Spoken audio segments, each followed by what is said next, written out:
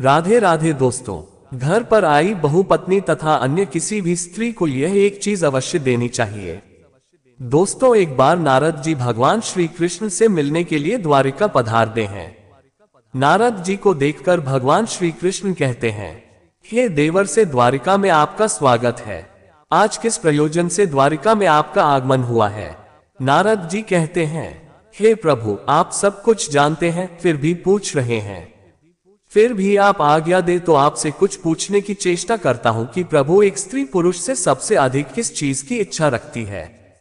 जब एक कन्या विवाह के बाद अपने ससुराल में जाती है तो वह अपने ससुराल वालों से तथा अपने पति से सबसे अधिक किस चीज की मांग रखती है, जो सुबह गहने वस्त्र भोजन से भी बढ़कर है? तब भगवान श्री कृष्ण कहते हैं, बहुत ही उत्तम प्रश्न किया है।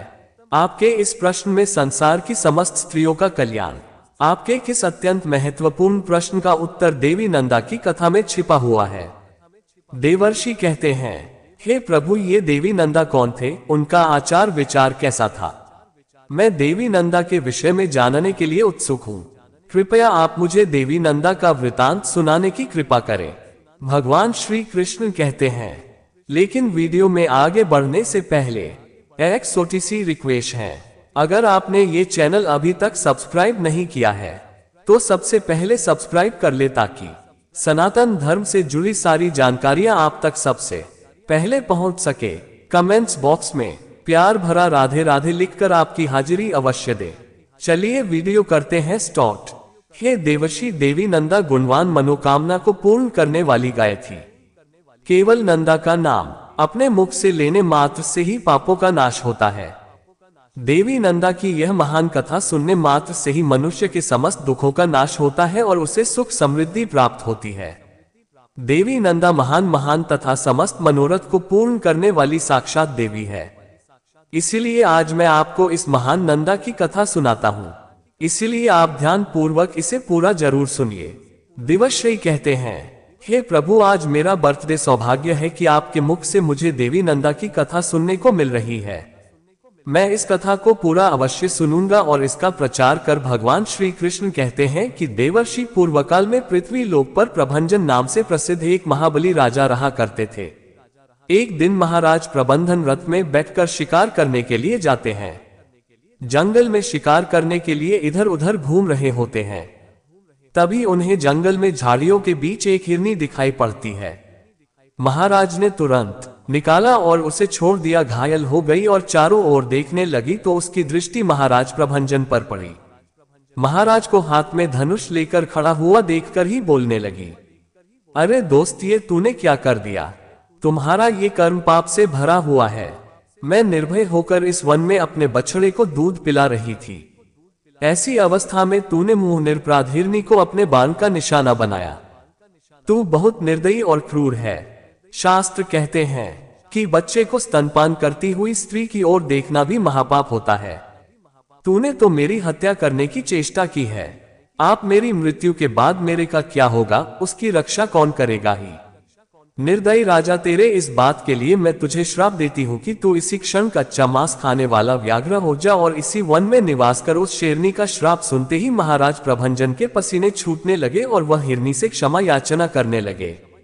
कल्याणी, मुझे क्षमा करो। मैं नहीं जानता था कि तू बच्चे को दूध पिला रही है। मैंने अनजाने में ही तेरा वध किया है। कृपया मेरी स्कूल को क्षमा करो और मुझे इस श्राप से मुक्ति की अवधि बताओ।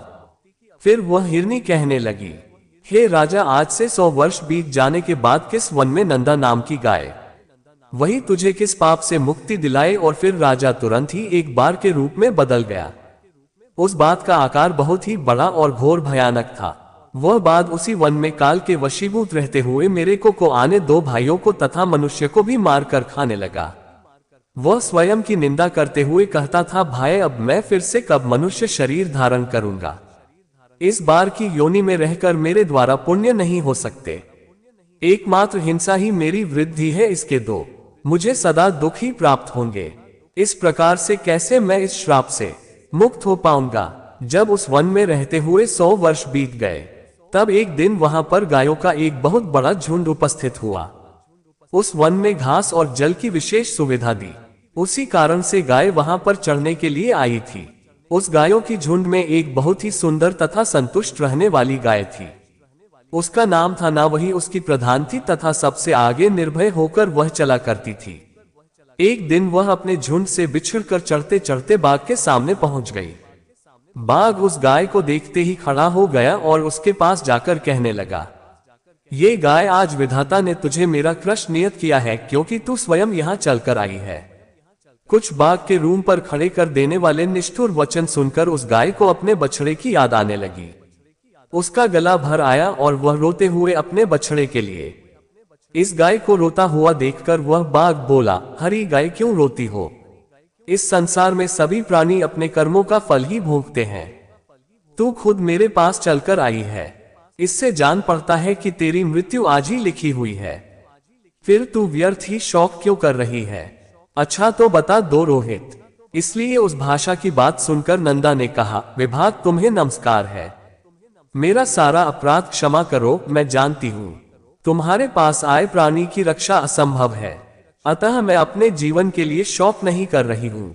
मेरी मृत्यु तो एक न एक दिन होगी, किंतु हे बाघ, मैंने अभी कुछ ही समय पहले एक बच्चे को जन्म दिया।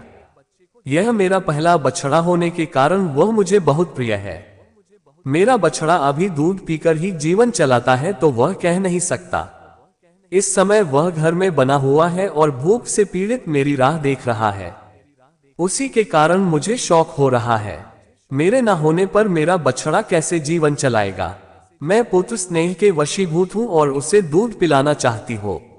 मुझे थोड़ी देर के लिए जाने दो। मैं अपने बछड़े को दूध मिलाकर प्यार से उसका मस्तक चाहूंगी और उसे कुछ उपदेश देकर अपनी सहेलियों से उसकी रक्षा करने का वचन लेकर तुम्हारे पास लौट आऊंगी। उसके बाद तुम इच्छा अनुसार मुझे खा लेना। यदि मैं फिर से लौटकर नहीं आई तो मुझे वही पाप लगेगा जो माता पिता का वध करने से लगता है, जो सोते हुए को मारता है, एक बार अपनी कन्या का दान करके फिर उसे दूसरे को देना चाहता है।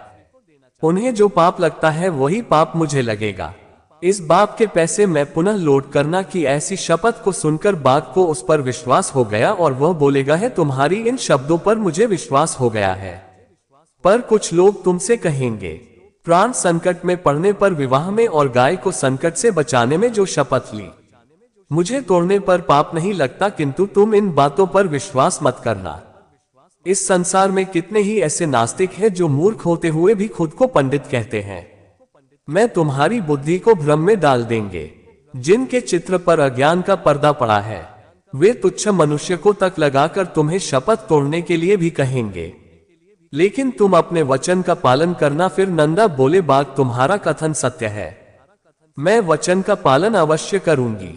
फिर बाघ ने कहा, ये गाय, अब तुम जाओ, अपने पुत्र से मिलो, उसे दूध पिलाओ, उसका मस्तक चाटो तथा अपनी सहेलियों से मिलकर शीघ्र ही लौटकर यहाँ आ जाओ। फिर भाग आए उस बाघ से आज्ञा लेकर वहां से चली गई, पर आंसुओं की धारा बह रही थी। वह अत्यंत दुखी भाव से कांप रही थी। उसके हृदय में बड़ा दुख था। जैसे ही वह घोष्ठ पर पहुंची, उसने अपने बछड़े की पुकार सुनी और वह दौड़कर अपने बच्चे पहुंच गई और आंसू बहाने लगी। अपनी माता को रोता हुआ देखकर बछड़ा बोला है, माता, आज तुम अत्यंत डरी हुई दिखाई पड़ती हो, क्या हुआ? फिर नंदा बोली, बेलपान करो, ये हमारी अंतिम भेंट है। अब से तुम्हें माता का दर्शन नहीं हो पाएगा। आज एक दिन मेरा दूध पी लो, मुझे अभी लौट जाना है। मैं बाघ को वचन देकर आई हूँ, से पीड़ित उस बात को मुझे अपना जीवन अर्पण करना है। बछड़ा बोला, माँ, तुम जहाँ जाना चाहती हो वह मैं भी चलूंगा, तुम्हारे बगैर मैं कैसे जी पाऊंगा? तुम्हारे साथ मेरा भी मर जाना अच्छा है। तुम ना रहोगी तो मैं अकेले भी तो मर ही जाऊंगा। यदि बाघ तुम्हारे साथ मुझे भी मार डालेगा तो निश्चय ही मुझको उत्तम गति मिलेगी जो मात्र भक्त पुत्र को मिलती है। अतः मैं तुम्हारे साथ अवश्य चलूंगा। माता से बिछड़े हुए बालक का जीवन बहुत दुष्कर होता है। दूध पीने वाले बालक के लिए माता के समान संसार में दूसरा कोई नहीं है। माता के समान रक्षक, माता के समान आश्रय, माता के समान स्नेह, माता के समान सुख तथा माता के समान देवता इस लोक में तो क्या परलोक में भी नहीं है। फिर नंदा ने कहा, बेटा, मेरी मृत्यु नियत है, तुम वहां मत आना। जिसकी मृत्यु नियत है केवल उसी की होती है। तुम्हारे लिए मेरा यह अंतिम संदेश है, मेरे वचनों का पालन करते रहो, यही मेरी अंतिम इच्छा है। जल के समीप अथवा वन में घूमते समय कभी प्रमाद न करना। प्रमाण करने से सभी प्राणी नष्ट हो जाते। लोभ करके ऐसी घास को चलने के लिए कभी मत जाना जो किसी दुर्गम स्थान में होगी हो, क्योंकि लोभ करने से सर्वनाश हो जाता है। लोभ के कारण विद्वान पुरुष भी भयंकर पर बैठते हैं। और हर किसी पर विश्वास भी मत करना। लोभ, प्रमाद और हर एक पर विश्वास करना, इन 3 कारणों से प्राणी का नाश होता है। इन 3 दोषों का परित्याग करना चाहिए था। जिसने एक बार विश्वास तोड़ दिया हो उस पर कभी विश्वास नहीं करना चाहिए। और जिस पर अधिक भरोसा उस पर भी आंख बंद करके विश्वास नहीं करना चाहिए, क्योंकि दूसरों पर विश्वास करने से भय उत्पन्न होता है और विश्वास करने वाला ही नष्ट हो जाता है। दूसरों का तो क्या, अपने शरीर का भी विश्वास नहीं करना चाहिए। ये कब साथ छोड़ जाए इसका भी कोई भरोसा नहीं है। बेटा, तुम धर्म का चिंतन करो। मेरी मृत्यु से तुम्हें घबराना नहीं चाहिए, क्योंकि एक ना एक दिन सभी की मृत्यु होनी ही है। बेटा, तुम शौक छोड़कर मेरे वचनों का पालन करो। इतना कहकर नंदा अपने पुत्र का मस्तक चाटने लगी और अत्यंत शोकाकुल होकर रोने लगी। फिर वह अपने पुत्र को निहारते हुए अपनी सहेलियों के पास चली गई और अपनी सहेलियों को सारी हकीकत बता दी। नंदा कहने लगी, मैंने जाने अनजाने में यदि तुमसे कोई भी अप्रिय बात कह दी हो अथवा कोई अपराध किया हो तो उसके लिए तुम मुझे क्षमा कर देना। मेरे जाने के बाद मेरे बालक पर सदा क्षमा भाव मेरा बछड़ा दीनानाथ और व्याकुल है। उसकी तुम रक्षा करना, मैं तुम्हें उसे सौंप रही हूँ। अपने पुत्र की भांति इसका पोषण करना। नंदा की बात सुनकर उसकी सखियों को बड़ा दुख हुआ। तभी सखियां आश्चर्य में पड़कर बोली, बड़े आश्चर्य की बात है। बाघ के कहने से सत्यवादी नहीं। नंदा फिर से उस भयंकर बाघ के पास जाना चाहती है। स्वयं के प्राण बचाने के लिए शपथ और सत्य का त्याग करना चाहिए और शत्रु को धोखा देना। अपने बछड़े को छोड़कर तुम वहां पर मत जाओ। सत्य के लोभ से जो तू उस बाघ के पास जा रही है, ये तो अधर्म कर रही है। इस विषय में धर्मवादी ऋषि मुनियों ने कहा है, प्राणों पर संकट आने पर वचन का पालन न करने से पाप नहीं लगता है। यदि झूठ बोलकर प्राणों की रक्षा होती है तो वह अधर्म नहीं, धर्म ही कहा जाता है। फिर नंदा कहती है, ये सखियों, दूसरों के प्राण बचाने के लिए मैं भी झूठ बोल सकती हूँ, किंतु खुद के प्राणों की रक्षा के लिए मैं झूठ नहीं बोल सकता। धर्म है, जीव अकेले ही गर्भ में आता है और अकेले ही मरता है। अकेले ही उसका पालन पोषण होता है तथा अकेले ही सुख दुख भोगता है। इसीलिए मैं सदा सत्य ही बोलूंगी। सत्य पर ही संसार टिका हुआ है। सत्य के कारण ही समुद्र अपनी मर्यादा का उल्लंघन नहीं करता। स्वर्ग, धर्म तथा मोक्ष सब सत्य के मार्ग पर चलकर ही प्राप्त किए जा सकते। जो अपना वचन तोड़ता है वह अपने सभी पुण्य कर्मों को नष्ट कर डालता है। सत्य ही अगाध जल से भरा हुआ तीर्थ है। जो उस तीर्थ में स्नान करता है वह सब पापों से मुक्त होकर परम गति को प्राप्त करता है। 1000 अश्वमेध यज्ञ और सत्य वचन, ये दोनों अगर तराजू पर रखे जाएं तो सत्य का पलड़ा भारी होगा। सत्य ही उत्कृष्ट शास्त्र ज्ञान है। सत्य का आश्रय ही श्रेष्ठ माना गया है। कितनी भी मुश्किल परिस्थिति खड़ी हो जाए, सत्य का पालन हमेशा करना चाहिए। सत्य के उच्चारण से बड़ा पापी भी स्वर्ग में पहुंच जाता है। इसीलिए मैं सत्य का परित्याग कभी नहीं कर सकती। नंदा के ऐसे वचन सुनकर सखियां बोलने लगी, हे नंदे, तुम जगत के संपूर्ण देवताओं द्वारा नमस्कार करने के योग्य हो, क्योंकि तुम परम सत्य का आश्रय लेकर अपने प्राणों का भी त्याग कर रही हो, जिनका ध्यान करना बहुत कठिन है। कल्याणी, इस विषय में हम तुम्हारी बराबरी नहीं कर सकते। तुम तो धर्म का बीड़ा उठा रही हो। तुम्हारे इस महान त्याग से हमें ये यकीन है कि तुम्हारे पुत्र से वियोग नहीं होगा, क्योंकि जिस नारी का चित्र कल्याण मार्ग में लगा हुआ है उस पर कभी आपत्ति नहीं आती। यमराज भी उस प्राणी के प्राण नहीं लेते हैं। उसके बाद सभी से मिलकर नंदा समस्त गो समुदाय की परिक्रमा करके वहां और वृक्षों से विदा लेकर उस जंगल की ओर चल पड़ी। नंदा उस स्थान पर जा पहुंची जहां पर भक्ति की दारू वाला और भयंकर आकार वाला वह मांस भक्षी बाघ बैठा हुआ था। उसके पहुंचने के साथ ही उस गाय का बछड़ा बहुत तेजी से दौड़ता हुआ वहां पर आ गया और अपनी माता तथा उस बाघ के बीच में आकर खड़ा हो गया। बछड़े को देखकर मन लगा है। उस बात से बोली है, मैं सत्य धर्म का पालन करती हुई तुम्हारी, अब तुम केवल मुझे खाकर अपनी तृप्ति करो, किंतु मेरे बछड़े को जीवन दान दो। फिर वह बात बोला, ये गाय तुम तो बड़ी सत्यवादी निकली है। कल्याणी तुम्हारा स्वागत है, जो अपने वचन का पालन करता है, जो सत्य की राह पर चलता है, उसका कभी अमंगल नहीं होता। तो मैं यहाँ से जाने से पहले जो वचन दिया था उसे सुनकर मुझे बड़ा कौतूहल हुआ था कि यह यहाँ से जाकर कैसे लौट सकती है। तुम्हारे सत्य की परीक्षा के लिए ही मैंने तुम्हें भेज दिया था, अन्यथा मेरे पास आकर तुम जीवित नहीं लौट सकती थी। लेकिन मेरा बाप कौतूहल पूरा हुआ। मैं तुम्हारे भीतर सत्य की खोज कर रहा था, वह मुझे मिल गया। इस सत्य के प्रभाव से मैं तुम्हारे प्राणों को बख्श देता हूँ। आज से तुम मेरी बहन हो और ये तुम्हारा पुत्र मेरा भांजा हो गया है। कल्याणी, तुमने अपने आचरण से मुझ जैसे महापापी को यह उपदेश दिया है कि सत्य पर ही संपूर्ण लोक टिका हुआ है, सत्य के ही आधार पर धर्म टिका हुआ है। हे देवी, जो तुम्हारा दूध पीते हैं वे सभी पदार्थ है, उन्होंने पुण्य प्राप्त किया है, उनका जन्म सफल हुआ है।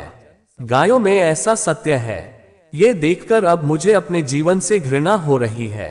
अब मैं भी वह कर्म करूंगा जिसके द्वारा मैं पाप से छुटकारा पाऊं। अब तक मैंने हजारों जीवों को मारा और खाया है। मैं महापापी, दुराचारी और निर्दयी हूं। पता नहीं आपके कारण किस लोक में जाना पड़ेगा। बहन, इस समय मुझे पापों से शुद्ध होने के लिए कौन सी तपस्या करनी चाहिए, उसे संक्षेप में बताओ। फिर वह गाय बोली, ये बात भाई, विद्वान पुरुष सत्य युग में तप की प्रशंसा करते हैं और त्रेता में ज्ञान की तथा द्वापर युग में यज्ञ को उत्तम कहा गया है और कलयुग में एकमात्र दान को ही श्रेष्ठ माना गया है। सभी दानों में एक ही दान सर्वश्रेष्ठ है, वह है समस्त प्राणियों को अभयदान। इससे बढ़कर दूसरा कोई दान नहीं है जो समस्त प्राणियों को अभयदान देता है। वह सभी प्रकार के भय से मुक्त होकर पर ब्रह्म को प्राप्त होता है। अहिंसा के समान न कोई दान है और न कोई तपस्या है। जिस प्रकार से हाथी के पैर के चिन्हों में सभी प्राणियों के पैर के चिन्ह समा जाते हैं, उसी प्रकार से अहिंसा के द्वारा सभी धर्म प्राप्त हो जाते हैं। पुरुष को अपनी पत्नी की सदैव रक्षा करनी चाहिए। जो अपनी पत्नी को अभयदान देता है, उसकी पत्नी 7 जन्मों के लिए उसी की हो जाती है। शरण में आई हुई स्त्री को अभयदान देना चाहिए। जिस पुरुष से किसी भी स्त्री को भय नहीं लगता, वह पुरुष तीनों लोकों में कीर्ति प्राप्त करता है। जो कभी किसी स्त्री के साथ हिंसा नहीं करता है, उसे विष्णु लोक की प्राप्ति होती है। स्त्री का वध करने वाले को कुंभी बात नरक में डाला जाता है। इसीलिए का ये कर्तव्य कि वह अपनी पत्नी की रक्षा करे, उसे अभय दान दे।